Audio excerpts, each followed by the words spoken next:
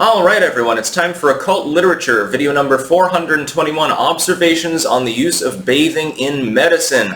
Link in the description, not archived of course, it's an Amazon link. 37 pages long. This is fully illustrated by Raven Feather Illustrations. A very good work overall. It talks a little bit about the history of medicine, the use of herbs and bathing basically. It talks about, for instance, the ancient times with Greece and Rome. And they had what was called smegmata. That's a sort of a melted down herbal slurry and things of that nature. The use of various herbs in both hot and cold baths. It treats on them separately because both were used. And note that the substances that tended to be employed in herbal baths or in baths in general, saunas and so forth, they tended to be either astringent or like a balm, like the balm of Gilead, something like that, some sort of healing poultice. What the authors actually point out is that in mid-18th century England and the United States and places like that, that's contemporary to the time, it was made in the mid-1700s, that the same things were basically being used, but they point out that it's been adulterated and changed. So they point to old herbal like scripts basically from ancient times detailing the creation of smegmata, of cicer, things of that nature. You can look those up in the book yourself. It's a fascinating subject. I love herb lore.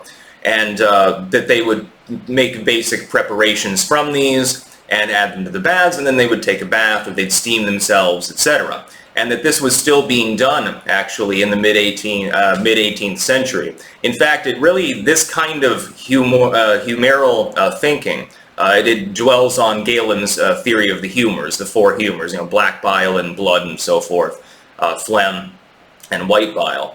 And it talks, or yellow bile rather.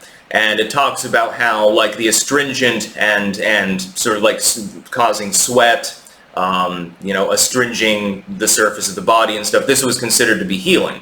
Because the idea was that if the humors were out of balance, you got disease. So if you had too much blood in the system, like in latter days they do like bloodletting. If you have too much bile in the system, you take a purgative, you purge. If you have too much yellow bile, I believe they generally use expectorants, if I remember correctly. I can't remember exactly. You could be of a sanguine complexion, a choleric complexion, etc. And so by balancing the humors, either through internalizing some sort of organic substance, later on they used poisonous minerals like arsenic and lead actually, and killed more people than they saved, I'm sure. People had their bones literally rotting through their jaws and losing their teeth and hair and crazy shit like that. Back then it was mostly herbal. What they point out is that the preparations were effectively bastardized versions of what was already being used 2,000 years before, but in different form. That is that if you read this work, you could actually create your own herbal recipes. They give explicit instructions on how they were being prepared, both in the then modern era, so again, prior to the rise of early standardized organic medicine, roughly at the dawn of the 19th century. During this period of time, numeric theory was still being used. There was no standardization, and this sort of external application was still very much in use. It was just a different version. And they compare the watered down and altered recipes, or receipts, by the way, like grammar book. Linguistics is important within the history of medicine. That were being used then, as opposed to the much more powerful or more purified versions of the same basic premises that were being used in hot and cold baths long before. So again, 37 pages long. It's a very, very good work of medicinal history.